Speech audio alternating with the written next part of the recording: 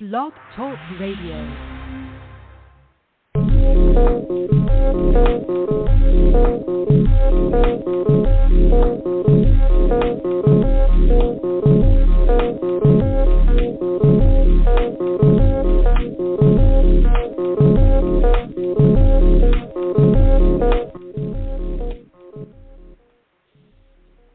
Coming to you from the Blog Talk Radio studio right here in the heart of Hudson County, ladies and gentlemen. It's always in Union City and Weehawken, New Jersey, working the marks here, joining us here on this, this first, Friday episode of April. Happy April to you all.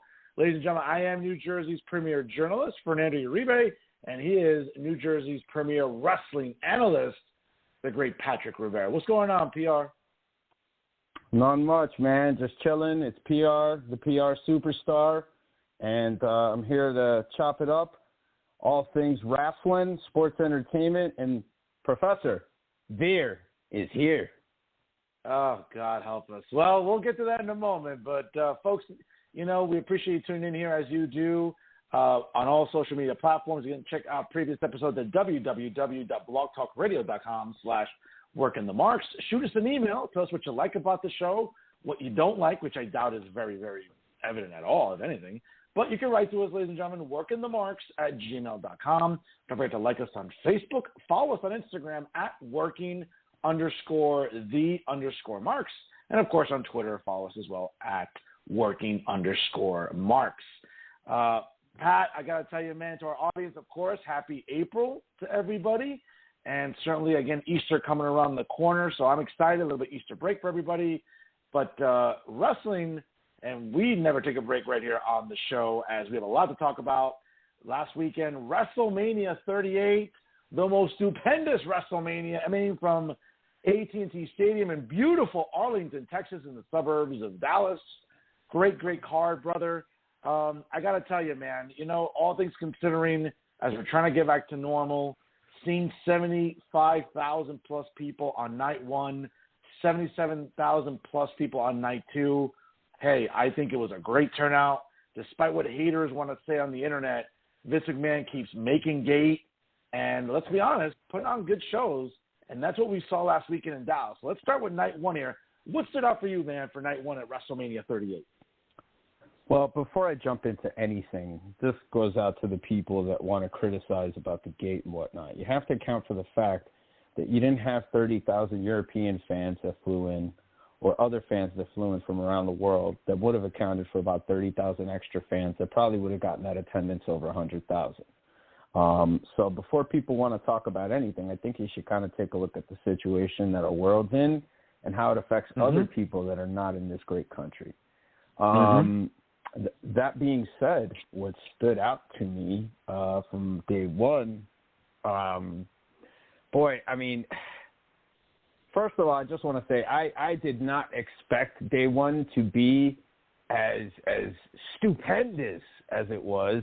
On paper, it kind of looked a little lackluster, but, man, they really came through, and WWE proved why they're just the absolute best when it comes to providing us with these big shows. But number one thing that really stood out, and, obviously I think it was what everybody was talking about besides Stone Cold, was Cody Rhodes returning to WWE, coming out the way he did, grand entrance. I think everybody kind of knew that he was going to show up there.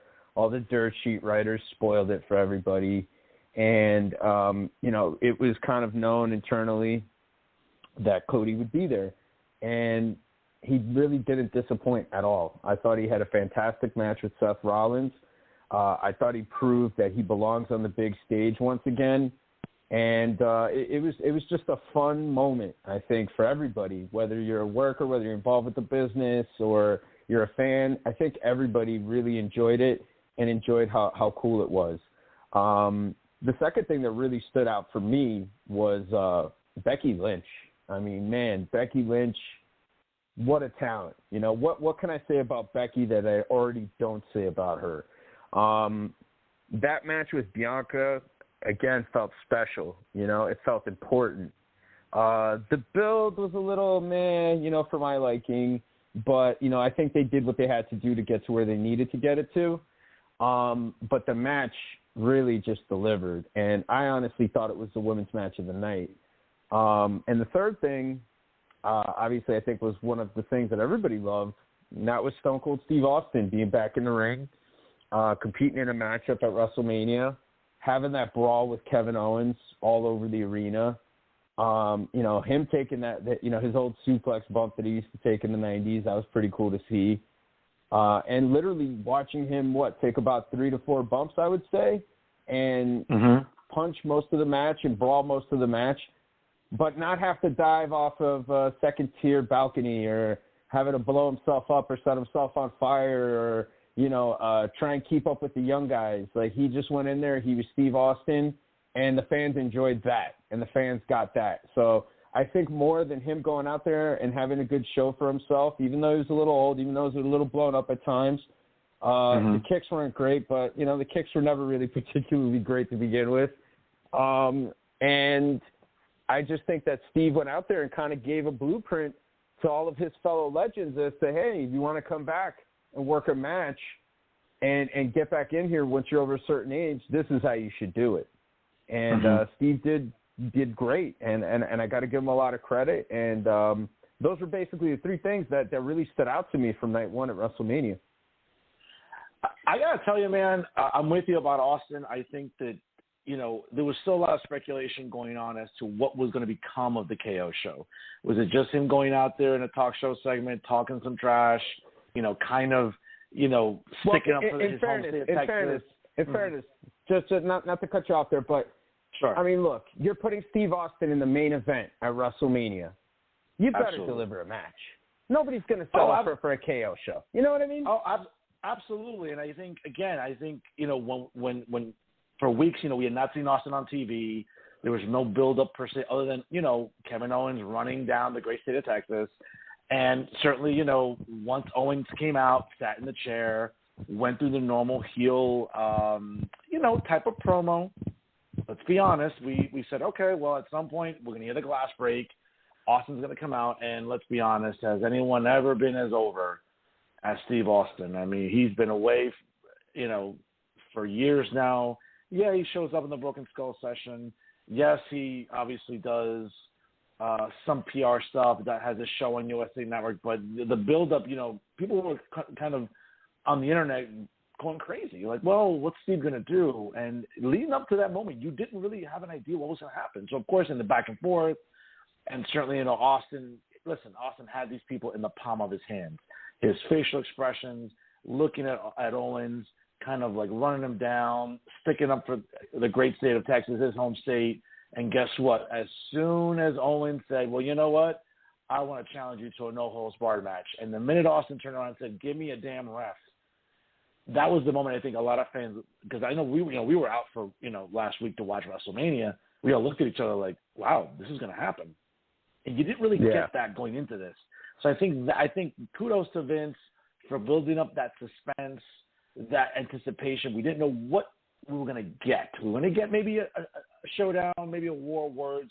We didn't expect a war in the ring. And let's be honest, it was a 14-minute match. And kudos to Steve Austin. He did what he needed to do. He didn't really complicate things. He, as you mentioned, took his traditional bump on the outside. You can tell he had been working out, whether that was legit or enhanced, whatever. That's not what we're here to debate. The bottom line is he looked great. I think the match blueprint was simple.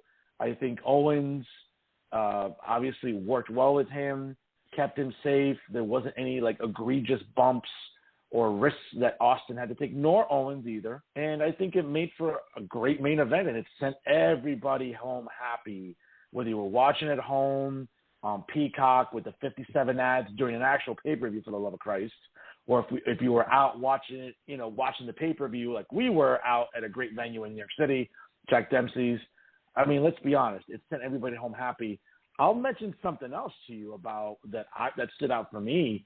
And I got to say, Logan Paul really, really impressed me. I mean, infinitely in that tag match with The Miz. Yeah. I mean, and let me tell you something. And there's word leaking out this week that after he went through the curtain, Vince pulled them aside and told, again, this is what reports say, that Vince told Logan Paul, quote, I'm looking here, you have a home here. I think Logan Paul showed a lot in that match. We'll get to the other celebrities in a moment with their in-ring work, but Logan Paul handled himself well. He worked with 3 professionals, well, 2, and obviously Dominic is trying. Obviously, he's still a little green, but still is making his way. And let me tell you, Logan Paul has heat. He can be a good heel. He's athletic. Logan Paul stood out for me in his, also, again, in his performance. And I got to say that, people were really thinking that, Charlotte and Ronda Rousey was going to be a bit of a stinker. It was actually pretty suspenseful. That match was better than most people expected. I was openly rooting for Charlotte Flair because obviously you know how much of a market I am to the Flair name. That match was better than expected. I think that surprised the crowd too. The match I thought itself was good. I just got to say, it's like, look, I mean, she did a great job with Ronda. Ronda's pretty limited in what she could do as far as professional wrestling goes, or whatever you want to call it. Ronda's not much. She's not much of a worker, but she's a good grappler. Ashley can grapple and Ashley can work. So what I felt like she did in that match that was really right was she really grappled a lot, and she worked the grappling around the big spots and the big bumps. And she created a great match with Ronda. I'm not taking anything away from it. I just think that Becky has this ability to make things feel more important than Charlotte does. Charlotte makes it important because she's a fucking Flair, I mean, obviously everybody's going to pay attention to a Flair, I mean, even David got a little shine, Yep. So, the name is obviously going to hold a lot of weight, but I think for as much weight as the name holds, she also lives up to the name. And I just feel that for whatever reason, whether it's her facials, whether it's her promo ability, whether it's just how she does the little things so well, Becky makes things feel really important. She feels like a star. Bianca is still, in my opinion, kind of green in some things, just the personality aspect of things. But, we haven't seen really a whole heck of a lot of emotion from Bianca just yet. But Bianca could talk. She could speak confidently, and she's a fantastic worker. She really, really is. Bianca has a lot of intangibles, a lot of things you really can't teach in the ring. And Becky really just had a fantastic match for her. She took what would have been a good match and made it a great match. And again, it's just the little things, her entrance, all the little stuff that she does, her facials, the way she sells things, kickouts, the camera work too is also a big part. But yeah, absolutely. I mean, Logan Paul, to piggyback along with what you mentioned about him, Logan Paul, man, I mean, first of all, say what you will about his boxing career, the guy was in a ring with Floyd Mayweather. Whether it was a work or not, he boxed Floyd Mayweather, okay? He boxed Floyd Mayweather. And then Floyd helped him out. There's no denying that because Floyd caught him. But what do you expect when you're in there with a guy of that caliber? But he held his own. He's a big guy. He's an athletic guy. He's built a following. He's been an actor. He's got a physique that's believable. You look at him and you're like, yeah, this guy could probably kick my ass, I mean, it depends. It depends what you look like, but he looks intimidating. He not only that, but just all the stuff that he did in the ring, he did it with so much confidence.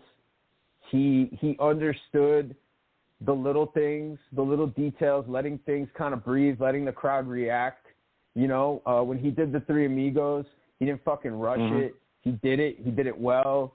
And then the Eddie tribute, I mean, that was great. That was great. Yeah. That was great heel heat. I mean, there was people out there that thought that he was being disrespectful, and that's great. That's what you want. You want people to think that. So I think that there's definitely room for improvement. But man, for the most part, he has a grasp of things that are not really teachable. They're not really teachable. You either have it or you don't, and he has it. And I got to be honest. Yeah. I really look forward to his potential to return. And they obviously left it open-ended with The Miz hitting him with the skull-crushing finale. So I'm curious to see where that goes. But all in all, I think night one was just really a home run. I mean, even the biggest WWE haters had to admit that it was just really good. Absolutely was. Absolutely was. And I made a point to browse the internet on Sunday morning to see what the haters like Meltzer and Alvarez and all the other, the other members of the Lollipop Guild, right, with all this social media opinionators, as they say, when it came to night one. I think night one was a great show. Night two, listen, it's a hard act to follow. I think that you kind of put this show on the defensive already because night one was so great. Not one bad match during night one. I mean, I challenge anyone to tell me that there was a bad match, okay? Every match was well produced, a lot of intrigue, a lot of suspense. Even the matches with the lackluster build, were still really good matches and done well and looked good. Oh, no, definitely. And again, as we get to night two, and these are things that stood out for me, and I think this is probably where I think we'll get a really good debate going here. Pat, I said this before, and I'll say this again. I mean, I oftentimes am overly harsh on Vince McMahon for business reasons, whether it's the value of the stock, which matters to me, or Peacock and its usage or whatever. But I don't like to believe the dirt sheets. A lot of supposed reports coming out this week that people in creative, people close to Vince, said, hey, you shouldn't be getting in the ring. I mean, let's be honest. I love the McAfee match with Theory. We know Theory's a great worker. He's got great potential in this business if he stays healthy and certainly doesn't suffer any catastrophic injuries. I love Pat McAfee. Came out with the Dallas Cowboy cheerleaders, came out with that famous theme that everybody knows from, sports, him being an NFL player. And that's great. But, bro, I'll say this again, and people will get on me for, you're being a mark. It's hard to defend Vince when people want to kill him and say, well, this is Vince's ego. To the untrained eye, once McAfee won, that should have been the end of it. You want to have Theory and Vince jump him and double team him until Austin makes the rescue, I can live with that. But the idea of Vince, he's 76, I get it. You're not expecting him to be Ricky Steamboat or Randy Savage. But those are just poor clotheslines. I get it. He's in great shape. He could probably outlift you and me together. But there was no need for Vince to have a match. So when people kill Vince and say, well, that's Vince's ego right there. You need to have a match. You need to have a win. No, he didn't. He could have easily just double-teamed McAfee, and then Austin makes the save. It was the exact same premise, the exact same effect. We did not need Vince to get a win on Mania. That's the first thing that stood out for me. I really didn't like it. I just thought, again, that when people say, I want to give Vince the benefit of the doubt, he'll do stuff like that, and that feeds the theory of the marks. I just don't understand why it's such a problem. Like, when you look at the bigger picture, okay, Vince did all that. And look, I'm going to say this much. I have great respect and admiration for Vince McMahon and what he's done for the wrestling business, As do I. Yeah. But I look at him, and he's obviously an older man now, and I'm concerned that he might hurt himself in a way that might be detrimental to his day-to-day life. And my whole thing is, like, I don't want to see Vince get hurt, okay? It also didn't look particularly great. I think it could have been done better. I think they could have done it where, he could have slapped McAfee, and he could have, like, lured McAfee into the corner, and then, like, Theory could have jumped on the apron. They could have done stuff to distract him, or Theory waits for him and sneaks up from behind and hits him, and then Vince gets the pin. I don't even care that Vince won the match. I don't even care that there was a match. That's not the problem. In the bigger picture and in the story, Vince uses his power and abuses his power to get his way and to get a win and to screw somebody else over, right? That's the Mr. McMahon story, isn't it? Isn't that what the character Vince McMahon and maybe some people want to believe the person Vince McMahon have done, right? Sure. That's how some people feel about him. So here he is on the grandest stage of them all, and now he's an old man, and he's still screwing people over. And he's still abusing his power. And he's still finding some lackey to do his evil bidding, right? Until who shows up? The one guy who's always put his ass in check, Stone Cold Steve Austin. So I felt like that was a full circle moment. and probably the last time we're ever going to see an interaction between those two. And I just felt that the win built up the ire, the disgust of the wrestling fans, you know, and not only that, also created a bit of a visceral reaction for the live crowd that made Steve stunning him and Vince botching it once again. You want to talk about long-term storytelling. Yeah. Vince has always botched the stunner. But I think Lance Storm described it the best about what happened on Twitter. He said that Vince bumped for the stunner the way he bumped for the kick the way he was supposed to bump for the stunner. So if you look back, when Steve gives him the kick, he falls down on his knees like he's taking the stunner, and then he tries to get back up, and Steve tries to do the kick again, but then Vince tries to bump for the stunner, and then he ends up catching him and he hits the stunner, but the timing, everything was completely off because Vince didn't anticipate the kick. He thought that Steve was just going to go and pull him down. And that's what it kind of looked like. But I felt that Vince getting the win doing it, that's just classic heel stuff. You take the wrestler, he distracts the guy that he's working. He does the manager stuff, the underhanded stuff, makes it easy for the old guy to pin him. And that's it. Plus, you got to consider Pat McAfee was exhausted, right, from his match, if you're going by the storytelling of what happened, right? So that was that. But I felt like that was like the full circle moment for Steve and for Vince. And I just think Vince even botching it kind of makes it more because it's more egregious. Like, look at this jerk. Look at this asshole getting in there and doing this stuff. And I can't stand him. This is why I hate him. This is why I hate Vince. There you go. But what happened? Steve came out and gave him a No, absolutely. Listen, absolutely. I again, for me, I just like the fact that McAfee won. Give him his win. Don't kind of defecate on it by having Vince, who never really was a good worker to begin with. How are they defecating on it? How are they defecating on it? Is it going to impact him? Is he going to be taken out of the USADA testing pool now? Is his family going to go hungry? No, he's going to go back to being an announcer. I'm pretty sure that if you told him, hey, you're going to get involved in a match with Vince McMahon at WrestleMania, I don't think he was really thinking about him being 76 years old when they told him that. No, I think he was like, oh, shit, I'm going to have a match with Vince McMahon at WrestleMania? Let's go. Let's make it work. So, I get it. Listen. I don't think he cared about losing. That's all I'm saying. No, I get that in the grand scheme of things. I just think that, again, when people look at Vince, and again, Vince is a billionaire. He's been a great businessman. Some business decisions I don't agree with per se, but he's been the blueprint. He's done it better than anybody.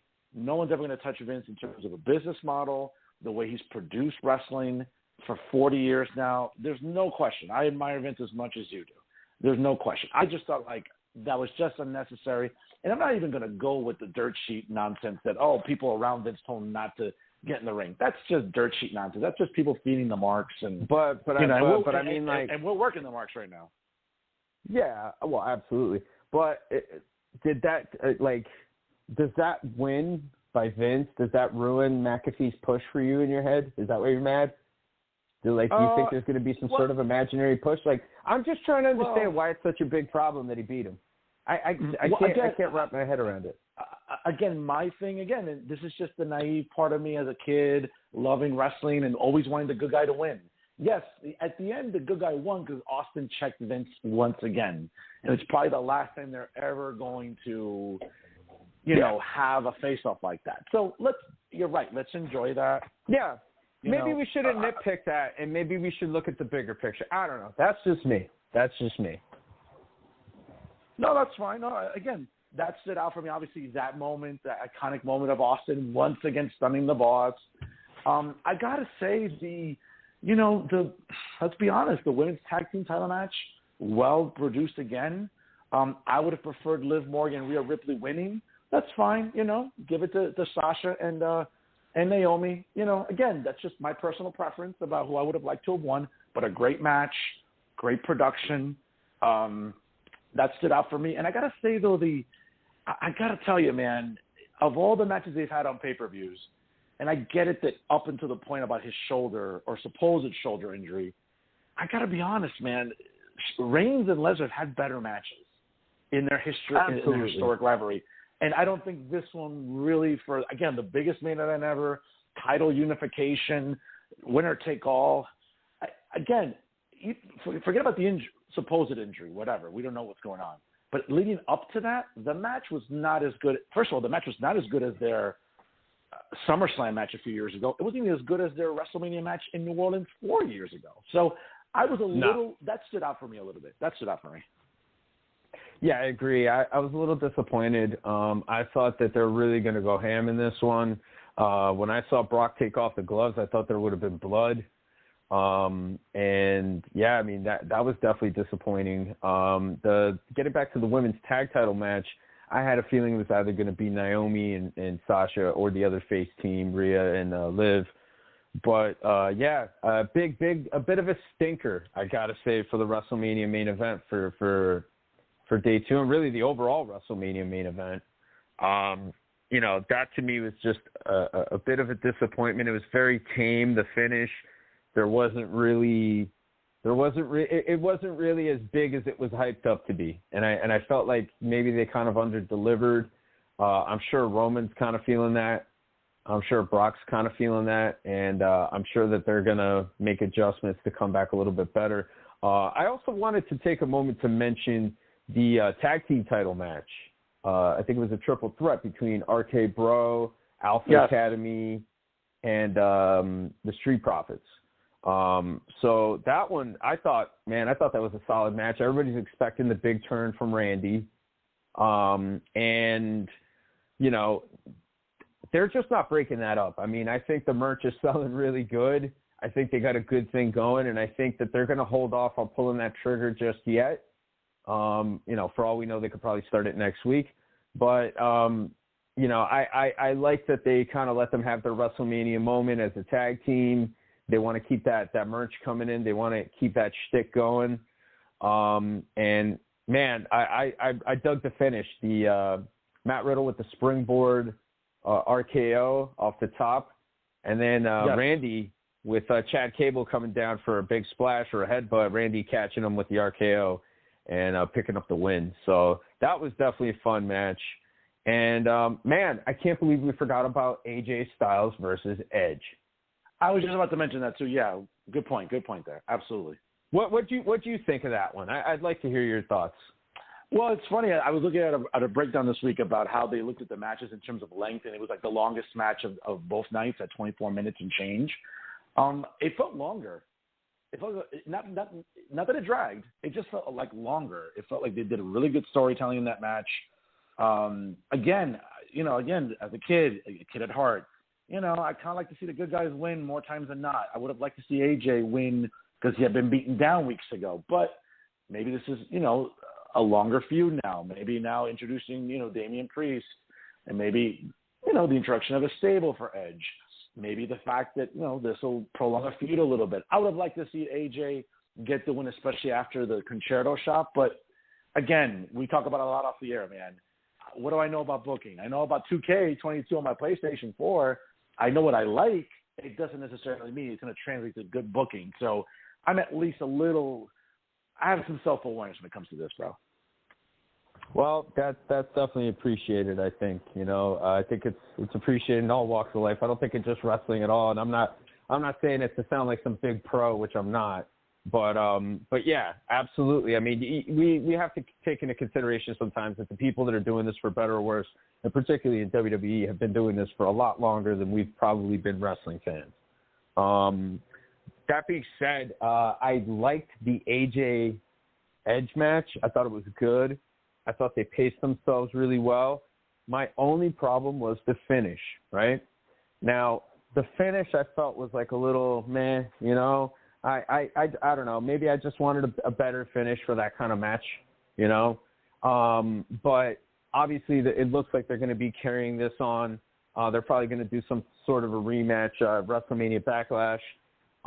And they'll probably continue this feud beyond that. But I didn't really think about it till now, right? So at the end of the match, obviously Damian Priest comes out, right? And, distracts AJ. AJ goes for the phenomenal forearm, Edge hits the spear, bam, 1, 2, 3.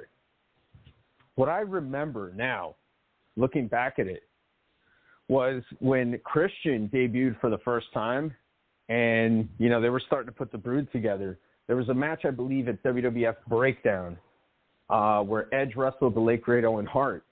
And Christian made his debut and walked out ringside, like at the pay-per-view, and just stood there, kind of like what Priest did. So there's like a little similarity there that I just kind of picked up on. And I was like, wow, this is kind of cool. And it makes you think that if anybody's putting this together for Edge and AJ, it's definitely Edge. This seems like Edge really has a lot of involvement, and I feel like he's doing a lot of cool full circle moments with his work now. In terms of his career within the company. But I like the Edge stable. I like the Priest thing. I like Priest. I like that they had a moment, at WrestleMania a couple years ago.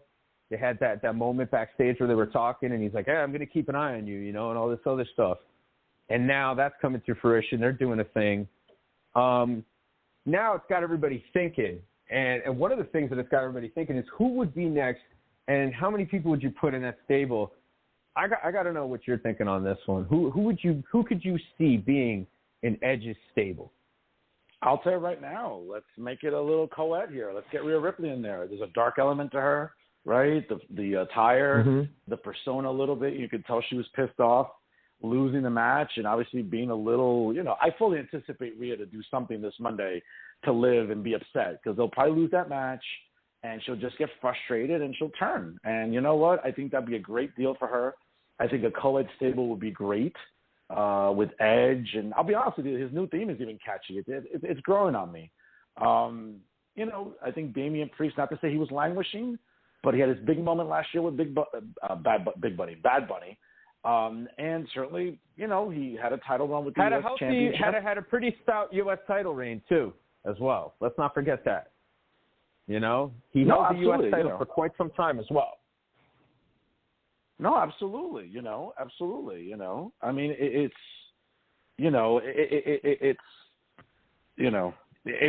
to me, I think it has the potential to be a good stable. I think it's going to do some damage on Raw. I think it'll be compelling. Again, listen, great matches overall this weekend for nights 1 and 2. And I got to say this as well, because this goes out to all the marks that complain online. I know you read it, man. I know I read it too. There's no satisfying wrestling fans. Like, wrestling fans, I think, bitch worse than our ex-girlfriends who want to nitpick about things. And it's like, when I went to WrestleMania 3 years ago here at MetLife Stadium, okay, I mean, listen, again, as I cut a promo 3 years ago and I put it on my Throwback Thursday, the Mara family and Woody Johnson got to be grateful to Vince McMahon because there's no way that dump of a building gets sold out for anything. Okay, so Vince, they have to be eternally grateful to Vince for that.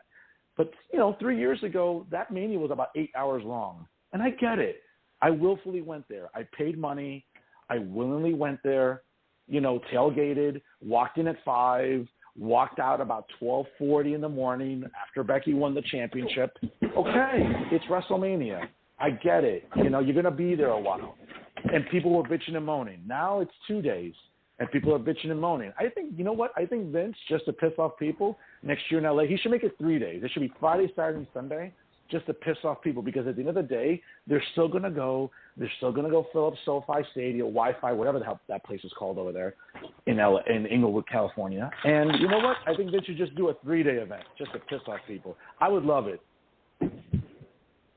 I would not be surprised if Vince did do that at some point. But, kudos to him. At least he's kind of cutting people in on the money.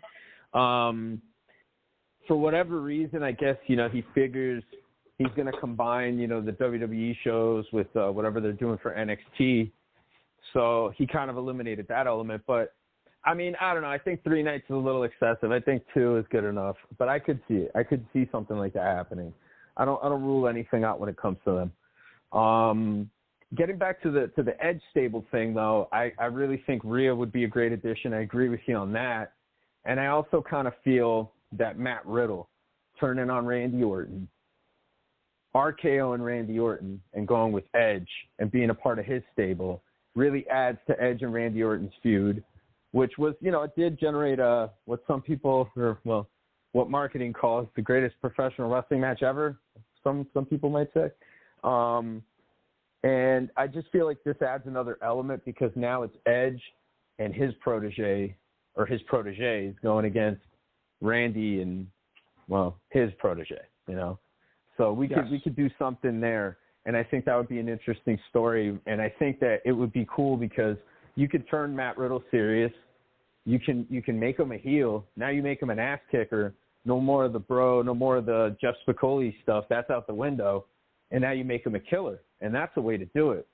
Where you make him a killer, not only is he a killer, but he took out Randy Orton. Oh boy, that's some good storytelling, isn't it? But yeah, I would say overall both nights were fantastic. I loved it. I mean, I watch it to watch it. I'm not watching it to criticize it and think that whatever, like, you know, I have my opinions, I think, like anybody else, but you know, again, these people have been doing this for a very long time, and this is their showcase. This is their infomercial. This is their big ad for everybody to come and watch it. So they're not going to mess it up, and they're certainly going to deliver. And I think next year is going to deliver as well. I think so too. And obviously, you know, we know that it's going to listen. People are going to watch.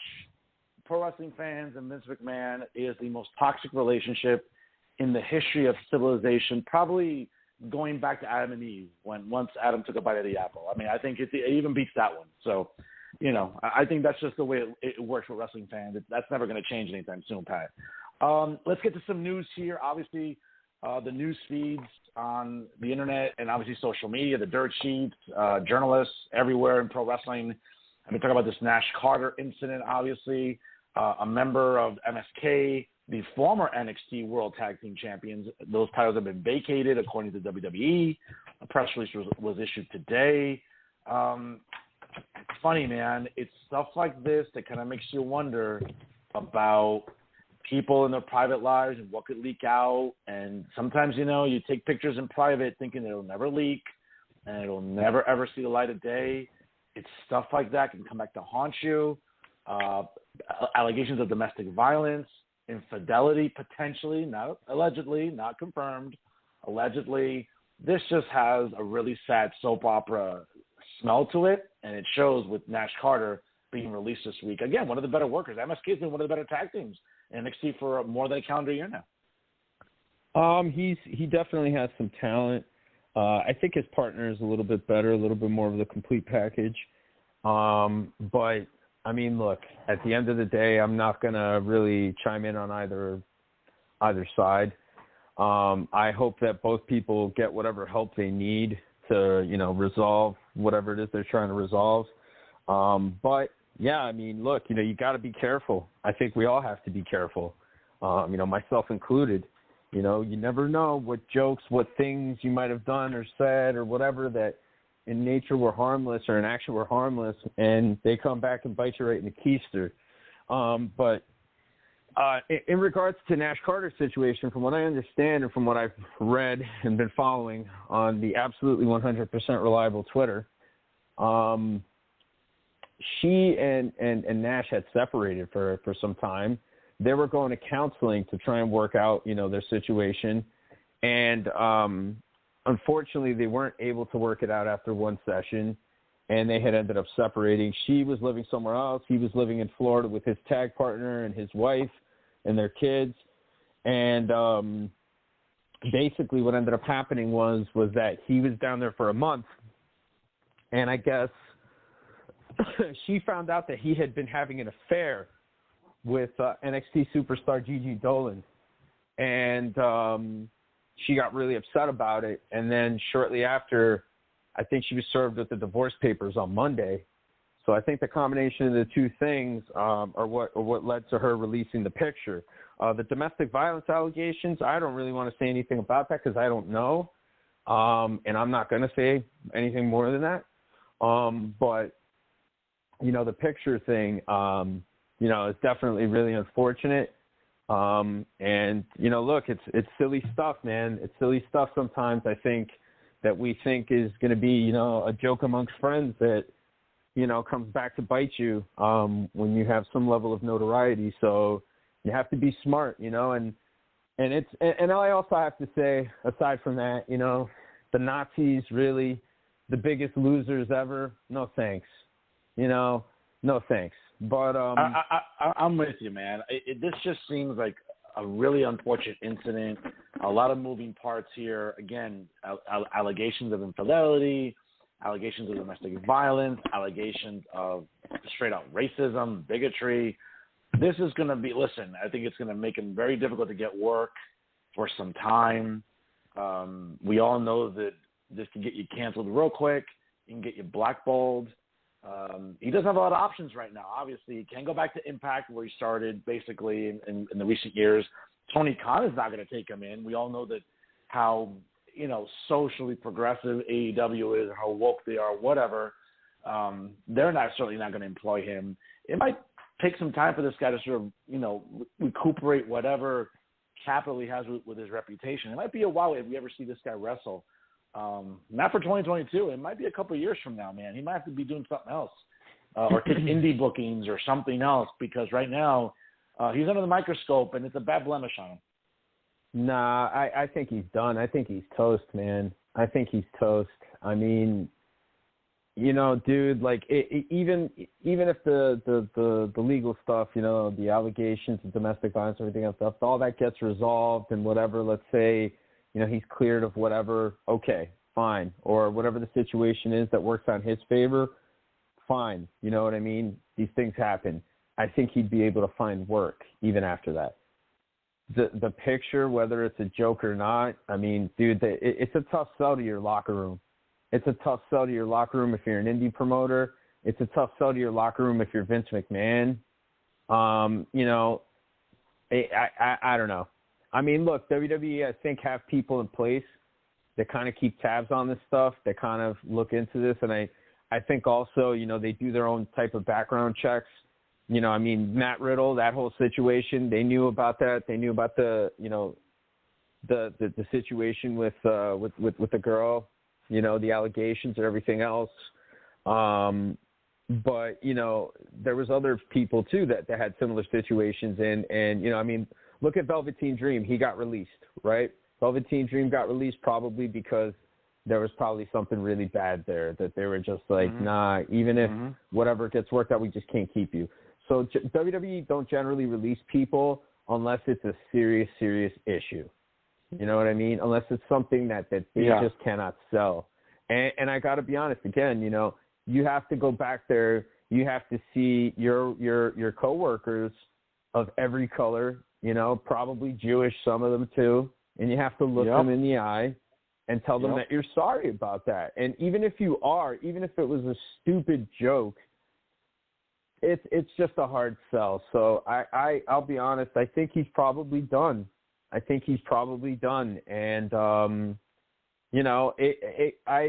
when I came into wrestling, right, when I got into wrestling as a kid, and I started kind of taking it more seriously and wanted to become a pro, one of the first things they tell you is don't date any girls that are in the business. You don't. Yeah. It doesn't matter how much you love each other, you like each other. It's never going to work out. It's just not. And even if it works out for a little bit, it's going to go to shit eventually because, it's a very different dynamic. It's a very different dynamic. And I think that, things happen between couples. But, look, like I said, I hope at the end of the day things get worked out for the best for the both of them. And, unfortunately, it's just, you really have to think. You really have to think nowadays, Yeah, and I think we should all do our best we should all try and do our best, myself included, to think the best that we can in those situations because you never know how it could come back to bite you. Absolutely. And again, this is one of those stories where, the internet doesn't forget. People don't forget, social media will not let you forget. And it's a tragic ending to a guy that was part of a team that, let's be honest, was captivating, was exciting, and probably one of those tag teams that Vince was eventually going to call up to the main roster because they're over with the crowd and they're exciting. I guess we're never going to know now, especially with Nash Carter's release. Pat, let's get to our main story here this week. And obviously, last weekend we got to see Cody Rhodes debuting at WrestleMania 38, kind of coming full circle. I think, I'll be very honest, I think there's a hidden symbolism here that a lot of people aren't talking. And as a journalist, I take a lot of pride in talking about issues that people don't want to talk about. I know you do as well. I think Cody's one of those rare examples, very rare, where, back in 2016, they offered him $500,000 to stay, according to reports. He decided to not resign. He decided to go, across the world, keep working on his craft, went to New Japan, went to Ring of Honor, met with Tony Khan to help start AEW.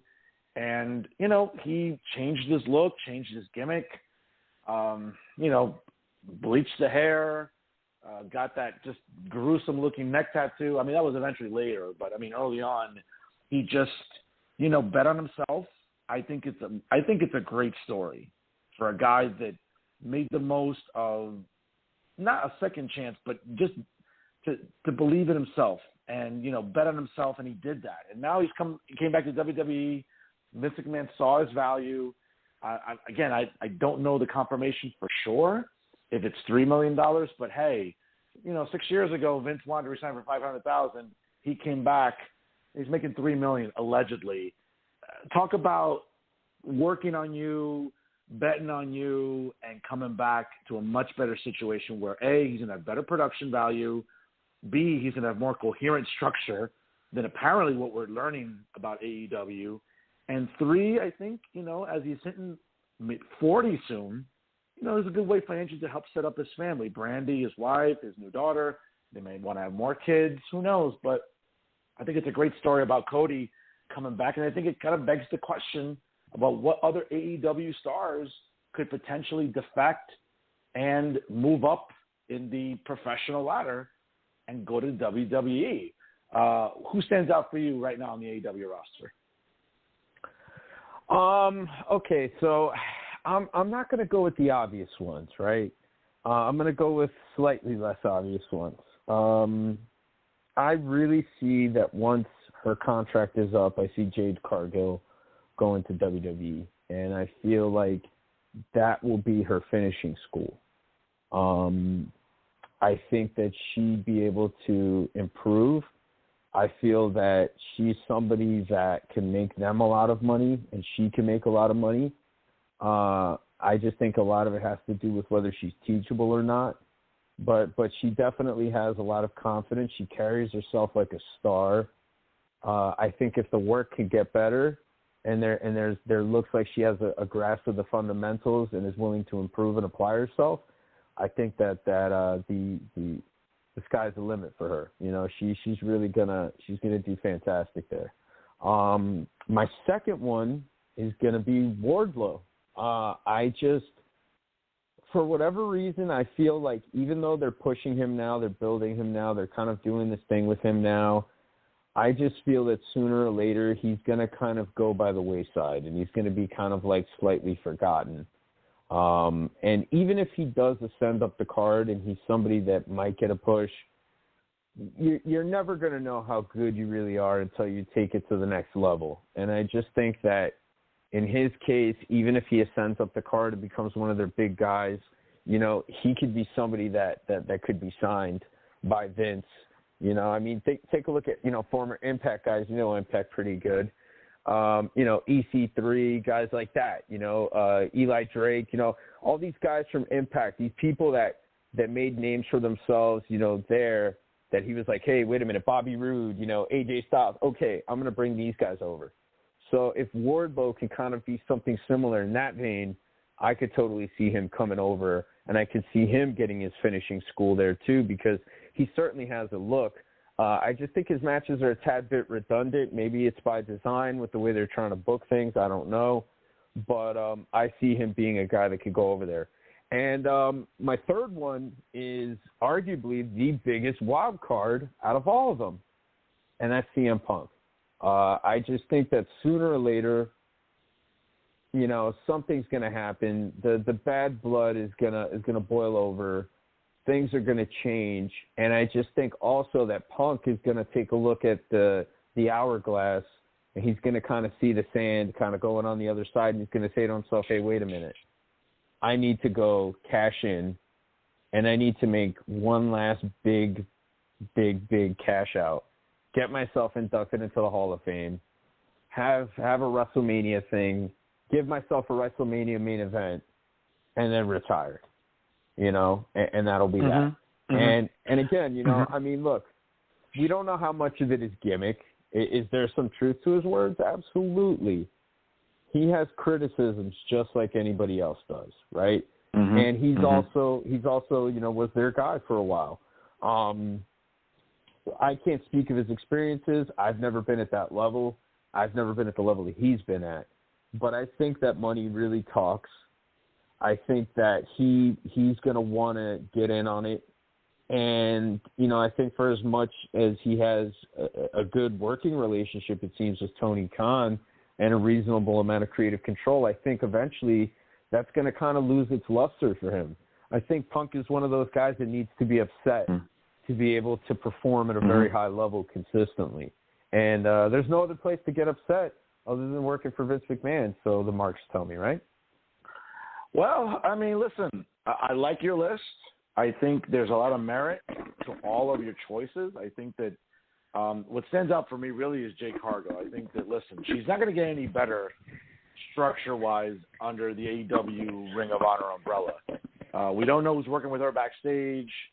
I mean, she's still very green right now. And I get it that the women's division isn't really – obviously, there's no better women's division than in WWE, right, / NXT, as we know it presently constituted.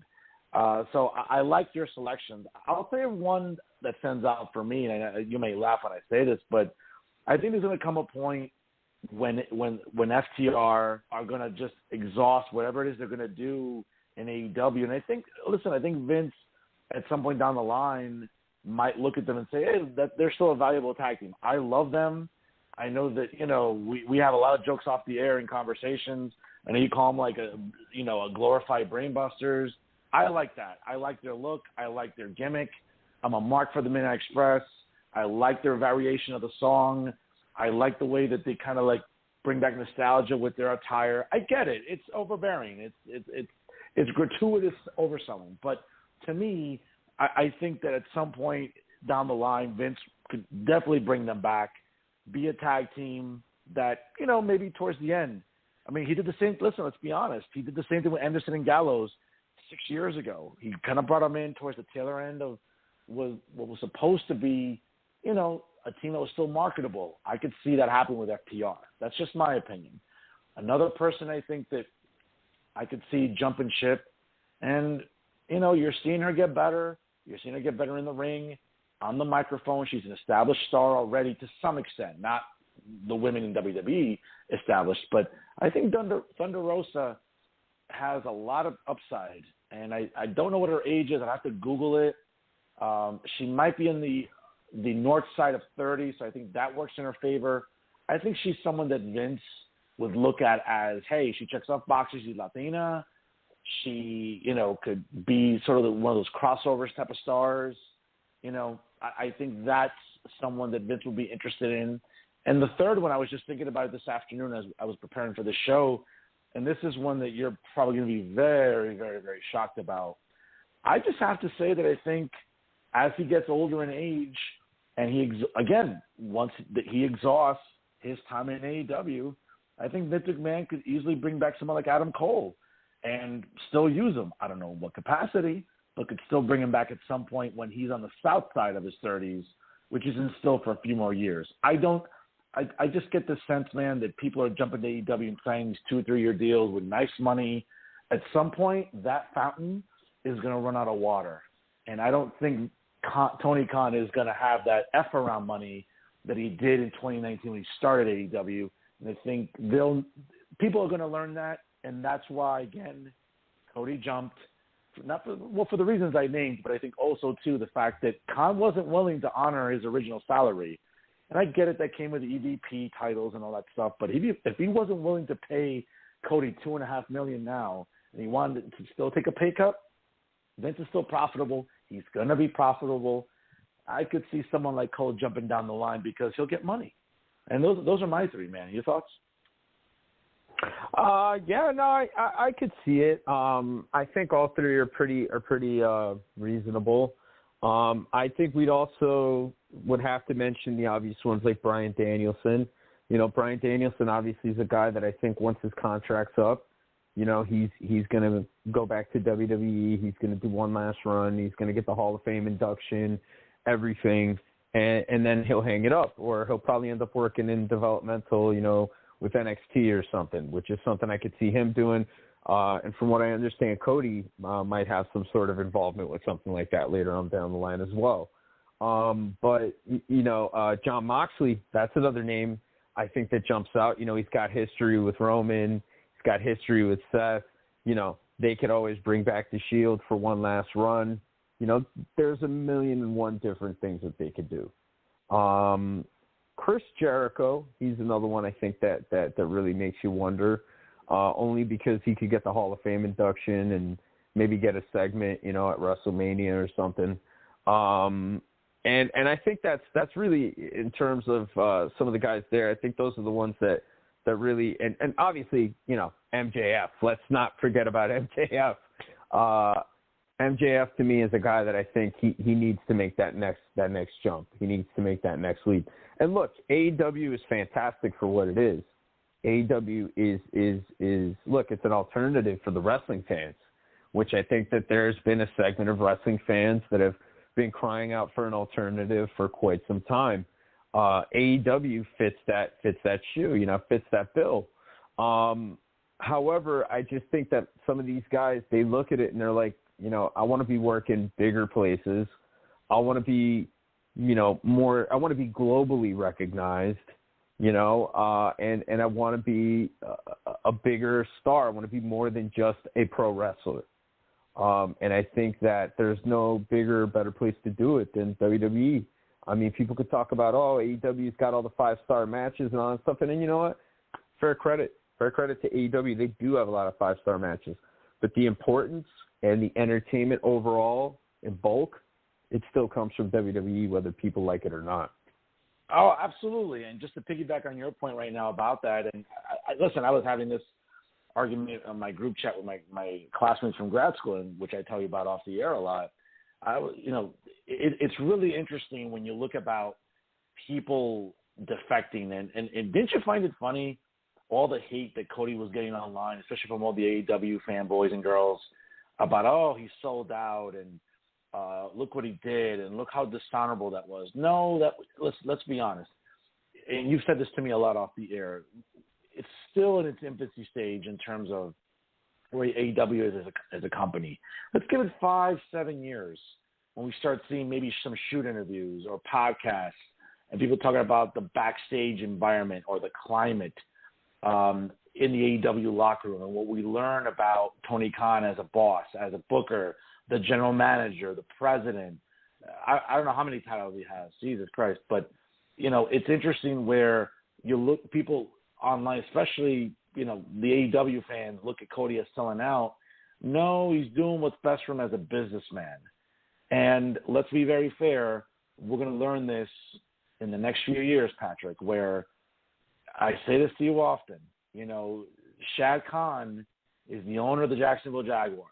And while TIAA Stadium in Jacksonville, right off of Route 95, can maybe seat 70,000 people, guess what? It's one of the smaller NFL stadiums in North America. Well, they are years away from even filling up that building. So when Vince McMahon is paying $500,000 for facility fees to use Cowboy Stadium, and I'm sure next year for SoFi, he had to put down maybe another $500,000. Guess what? Tony Khan's dad doesn't have to spend any money to use a building, and they're years away from getting there. And that's going to tell us a lot about who wants to leave, why it may not be the best environment. And let's be honest, the F around money that Tony had early on may not be there anymore. Again, as I said to people, I want someone to explain to me, if Cody was valuable, Khan's eyes, wouldn't he have kept him?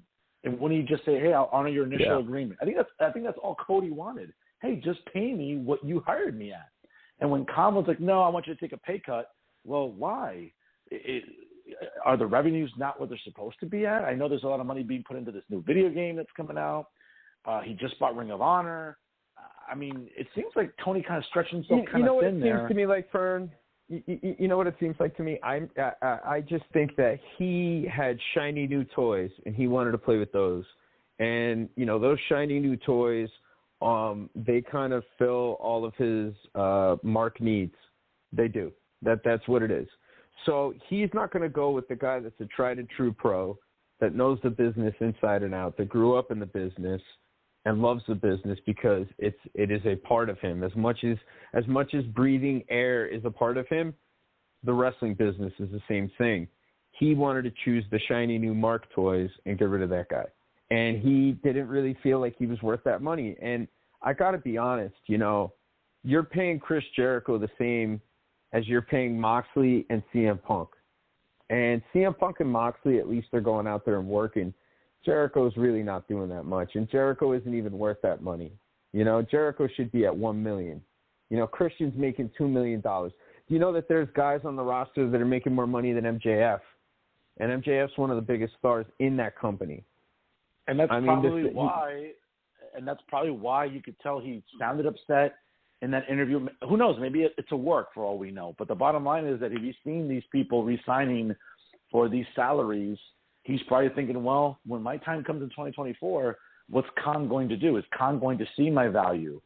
Or is he not? Is he going to ask me to not want to come back for that dollar amount? Who knows? And yeah. I just think that it's really interesting seeing the vitriol levied at Cody for wanting to better himself. Where, let's be honest, he reached his peak in AEW. He was not going to be in the title picture, right? Again, according to the storyline and the gimmick, he was, he lately had been putting out some really good matches with Andrade and Sammy Guevara, but that's it. This is the ceiling he hit. Well, he wasn't going to get any better in the sense of booking or producing than what he was doing. So if you can make more money to go somewhere else where the system, that, again, supposedly according to dirt sheets, that the only thing he asked Vince was I never want to see a Stardust gimmick again. I don't want to do it. Supposedly, we don't know if that's true or not. We're assuming that if I were Cody, I wouldn't want to do that gimmick again. But hey, he made the right business decision. And for fans who follow AEW religiously, who, by the way, still don't draw a million consistently, I just think it's really, really funny to levy vitriol on him when all he did was better his situation professionally and financially. And isn't that what it's all about at the end of the day? Absolutely.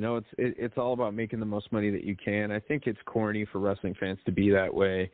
I mean, I think that he did as much as he could do in AEW. I just think that, having a kid, I think, Tony Khan not letting him be an EVP, because I think really the big thing for Cody was setting up his life after wrestling. And I think that that's something that he wanted more than anything. Because, I mean, he's had a good career. He hasn't had that many serious injuries. He's a guy that's been relatively healthy. So he could still work. And he could still work at a high level. I just think that he wants to set himself up so that after he's done, he can help build the next stars of tomorrow. And more importantly, I think he could get an in for his Nightmare Factory too, and provide a place for them to go, for his best students to go there and to pursue their dreams as well. And I think that, there's a big part of that I think resonated with Cody, I think personally and emotionally, to be able to go back and probably have the promise of being able to do what his dad did in NXT and, being able to mold, or help mold stars for tomorrow. I mean, they even mentioned it, in the match, Corey Graves, where he was saying, Cody's, best student versus, Cody's son, that's great storytelling. And I think that there's a part of that that's true. And I think it's just a beneficial deal on both sides. I think pushing Cody for the title is going to be interesting because, now you have a guy that, the fans could believe that could beat Roman, that isn't, Drew or Brock or any of the other usual suspects. And I think it's a great move for him. And I think anybody who's mad about it is a child and needs to grow up and look at the mirror and stop being an asshole. Okay. Because I think if you had the opportunity to better your life, you would, and everybody else would do it. So, yeah. And the irony is that Cody debuted at WrestleMania last week in front of 77,000 people. He was never going to see that in AEW. And I keep saying that. I'm not saying this to be mean-spirited to all the AEW fans to get triggered and get very defensive. Well, but AEW is years away from ever even filling up half a building, much less a building with 77,000 people. Let's be real. I'll disagree. I'll disagree to that. I will, and I'll tell you why. I think that it's not a matter of them being able to get there. They have the roster to get there. They have guys that are stars or that have potential to be stars, okay? And I just think that the biggest problem is Tony Khan's booking. I think if Tony Khan got his booking right and figured out the way to do crossover, stuff like Vince does, with Jake Paul, with Bad Bunny, with Johnny Knoxville, with people who have big movies that are coming out, I think if he figured out a way to do that, incorporate it with his company and help his guys get over and push his guys in a way where they're interesting, where they're compelling, where they're not just good wrestlers who are going out there and, talking about, wrestling and stuff. No, like where there's character, where there's like soap opera style storytelling over a period of time and they make them big personalities. I think that they can do it. But they are, to some extent, years away from that because they're not really showing any signs of improvement. They're really not. There has not been a drastic difference since Regal's gone there.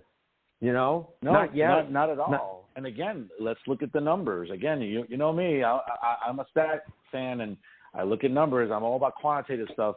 At the end of the day, the rating just came out yesterday, and it was still 989,000 people. The AEW fans, Meltzer, Alvarez, the Lollipop Guild on social media will say, well, let's just round it up. It's 1 million. No, I need to see 1 million plus, not 1,000,000.003. For as bad as Raw can be sometimes, and we've talked about this off the air, Raw can still draw 1.2, 1.3, maybe when the NFL is not on, guess what? It can creep into the 1.4s, again, 1.5s. It may not ever get back into the 2 million plus. It may not even do that. Who knows? But guess what? Even on when we think it's not a great Raw, it's still drawing 1.2, 1.3. AEW doesn't do that. And again, getting back to Cody debuting in front of 77,000, re-debuting in front of 77,000 people, I'm sorry. It's embarrassing that Khan can't put his ego aside and try to get wrestling people behind the scenes to help him. Because, again, they are years and years away from even filling up Jaguar Stadium, which, again, they can use for free. Khan is saving money by not even have to pay a facility fee. That's what people don't realize.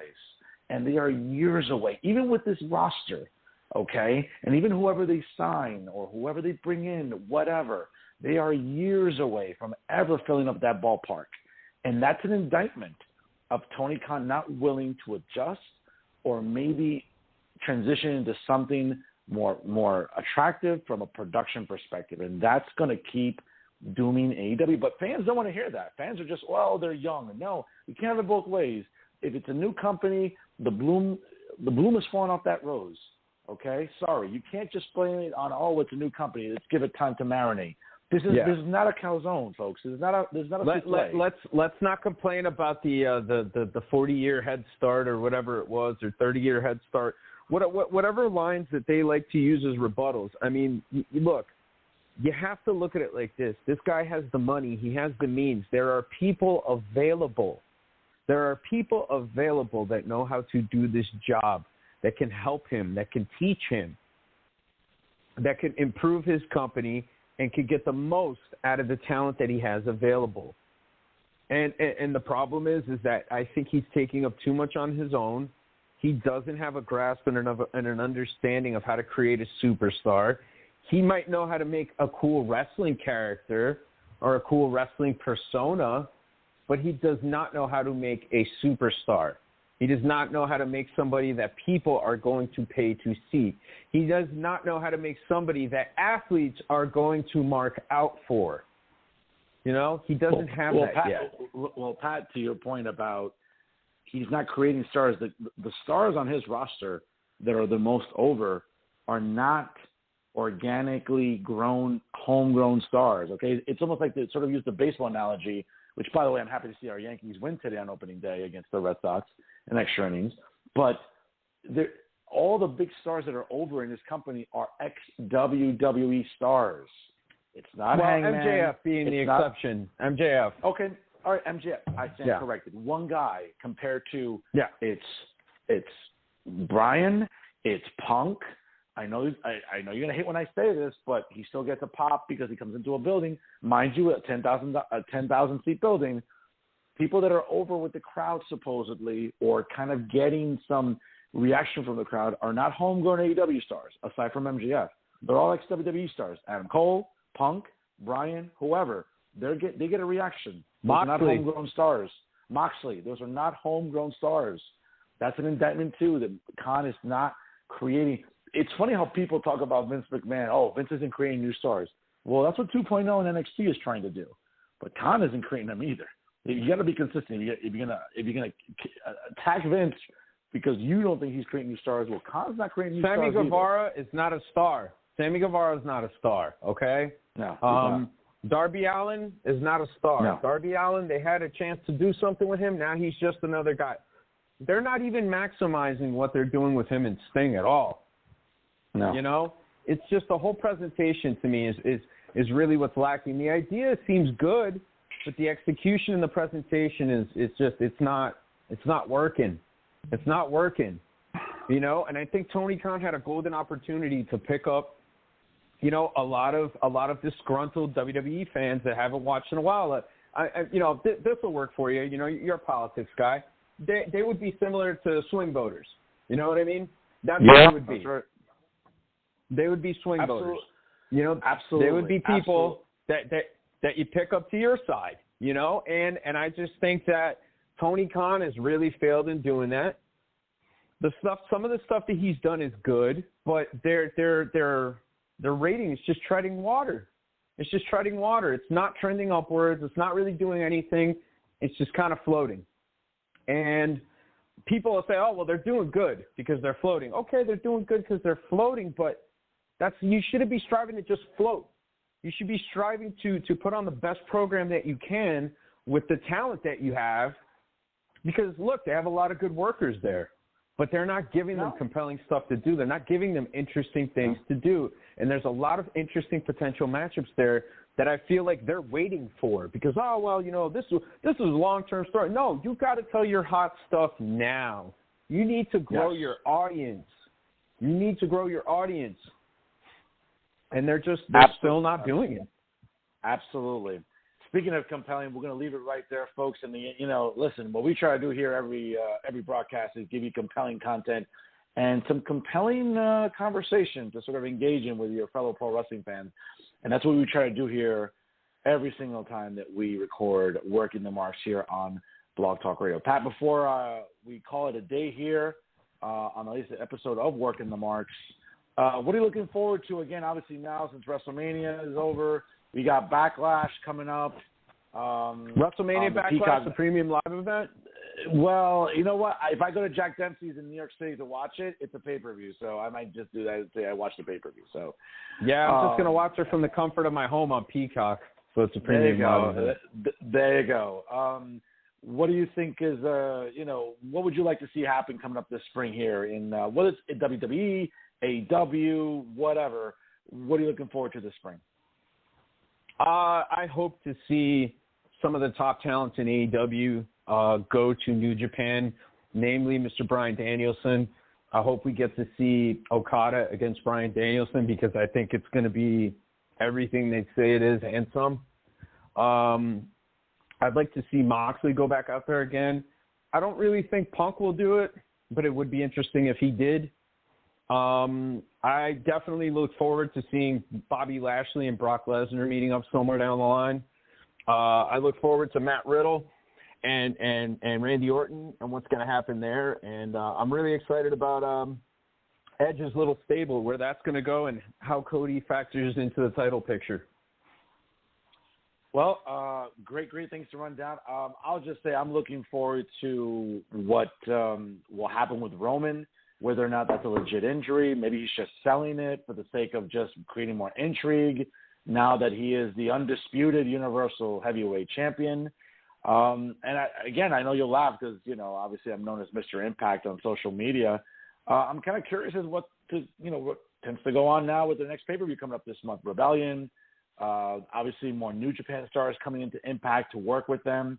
I'm looking forward to that. And I'll be very honest with you. I'm kind of curious as to Double or Nothing in Las Vegas. If there's a city that likes pro wrestling, it's certainly Las Vegas. But we'll be talking about that in the next few episodes of Working the Marks, folks, as we'll break down what's going on in the professional wrestling scene. Don't forget to shoot us an email, workingthemarks@gmail.com. We love to get emails. We want to hear what you like about the show, what you don't like about the show. And certainly write to us once again, workingthemarks@gmail.com. Don't forget to follow us on both Instagram and Twitter. Our Instagram handle is @working_the_marks. Also follow us on Twitter @working_marks. And certainly make sure you like us on Facebook. And don't forget to check out all our episodes on Blog Talk Radio at www.blogtalkradio.com/workingthemarks. We're looking to get our episodes up on SoundCloud and other podcast pages, so stay tuned for that. Pat, I'll give you the last word here, bro. Just want to let everybody know you can check out the Child Actors on Instagram.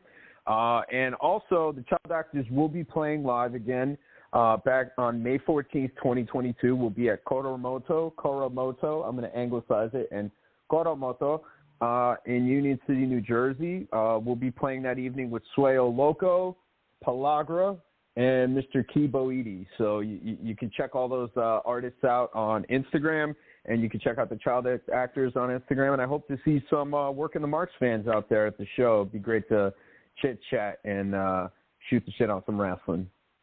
But thank you for everything, Profe. Always a pleasure here with you. Oh, of course. Likewise, bro. And, of course, listen, we'll certainly promote the most we can for you and your show coming up. Ladies and gentlemen, if it's the best pro wrestling podcast, you always know it's Fernando and Patrick, because we are Working the Marks here on Blog Talk Radio. Folks, have a happy Easter. Enjoy with your friends and family now that we get to enjoy it now, some sense of normalcy again. Happy Easter, everybody, and we'll see you next time here on Blog Talk Radio.